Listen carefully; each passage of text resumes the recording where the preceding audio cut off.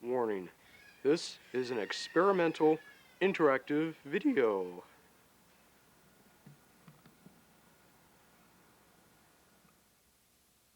5, 4, 3,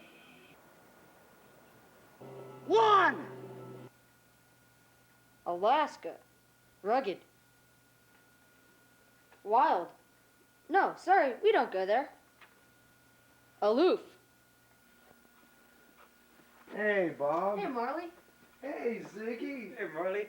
Hey, Bob. How's it going, you hoser? You know, some of my boys and I, we were deciding to go on a little trip, so we decided to come down to your travel agent establishment, eh? And we're gonna go to Alaska, eh? So, sorry, we don't go to Alaska. It's too politically unstable. What do you mean? Politically unstable, eh? Well, it all started before the Civil War began in 1859, when Senator William Gwynn of California had the first idea of purchasing Alaska.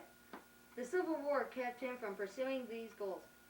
The work was continued by the U.S. in 1865 to 1867 in order to establish a boundary and explore. In Alaska, private trading companies exhausted for resources, which forced the Russian government to regulate trade by setting up the Russian-American Company in 1799. In 1821, Russia tried to exclude foreign navigators from Alaska. The official decree. Protests from the U.S. and Britain caused them to agree to a treaty to give them back their control. In Russia, times were tough during the Russo-Turkish Wars. Alexander II decided to stop colonization and the development of Alaska, as Russia was strapped for cash and the settlements were a drain on the treasury.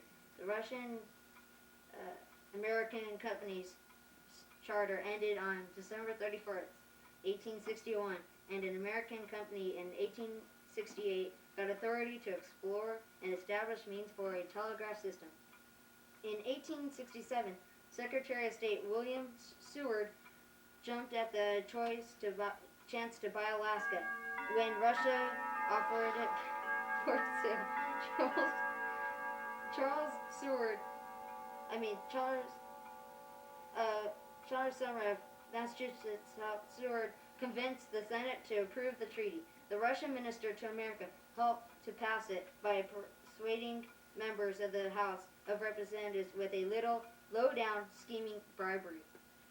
Can we bribe you No. to go to Alaska? Oh, well, Why did you want to go to Alaska? I'm a little strapped for cash. Here, hold on a minute. Hey, any of you out there got a little money you can borrow? Here. Thanks. Okay, here. Why did you want to go to Alaska anyway?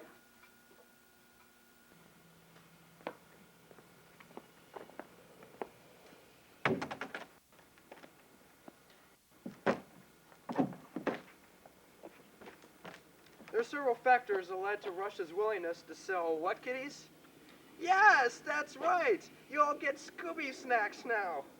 Well, anyway, Russia suffered dire political consequences after the Crimean War. Additionally, an unstable, depleted fur trade contributed to Russia's unwant of the area. It didn't provide them with the lush economical spoils that they're so accustomed to in past years. The Russians also had an uncanny inability to do what, kiddies? Huh? Huh? What? Well, they had an uncanny inability to develop self-sustaining settlements! These unsuccessful ventures caused an increasing drain on the treasury. How about Hawaii? Meanwhile, in America, sectionalism was no longer a factor when it came to expansion. When the farms and factories of the nation needed new markets, and at this time steamships and telegraphs flourished, Americans had the means and the appetite to expand abroad. After the Civil War, Secretary of State William Seward was the nation's champion of expansionist prospects. And what about Guam? Nations offered to be a golden opportunity to improve the nation. Although fur trading was no longer a financial contributor to anyone, fishing was an economic vein just waiting to be tapped. In political realms, this purchase would be a chance to get rid of the czarist elements in North America. He also believed a strong outpost on the other side of Canada would drive out the British. Then, by the ideas of manifest destiny, he could take over Canada and add it to the American Empire of Liberty. Canada today, tomorrow, the world!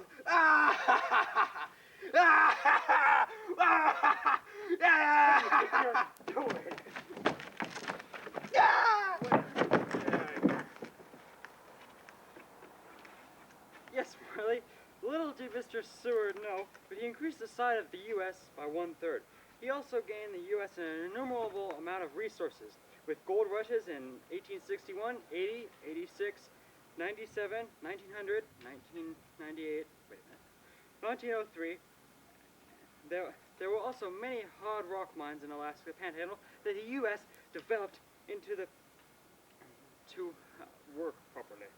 The practice of gold dredging was prevalent in the Tanana River Valley from 1903 to 1967. There's also still a great, big, huge, humongous it is a salmon cannery that was built under the authority of the U.S. Department of War. Oh yes, all those militant salmon out there. Since the purchase of Alaska, the gold taken from there has paid for the Alaska many times over. Also, the north slope of Alaska is rich in oil, and the drilling there is an economic juggernaut, even to this day. The drilling continues. The veins of the Alaska pipeline are still rich with Mother Earth's blood. The purchase of Alaska also doubled the number of small, furry animals that we can make into coats. Plus, it more than doubled the U.S. moose population. But Alaska also has a minute political power with a whopping 3 electoral votes. Knock it off. Anyway, political growth began in 1884 when Congress established Alaska as a judiciary land district. Courts and a school system were initiated at this time. The non-voting delegate was elected in 1906, and the territory of Alaska was established in 1912 with an elected territorial legislature. Statehood came in 1946, and a constitution was adopted in 1955. Statehood was made official in 1958 through congressional approval, and formal entry to the Union occurred on January 3rd, 1959. Since then, Alaska has been the site of many fun ecological disasters and a lot of ice. Jamaica's nice. This is very interesting. Now here's your tickets. Now get out of here, you bastards.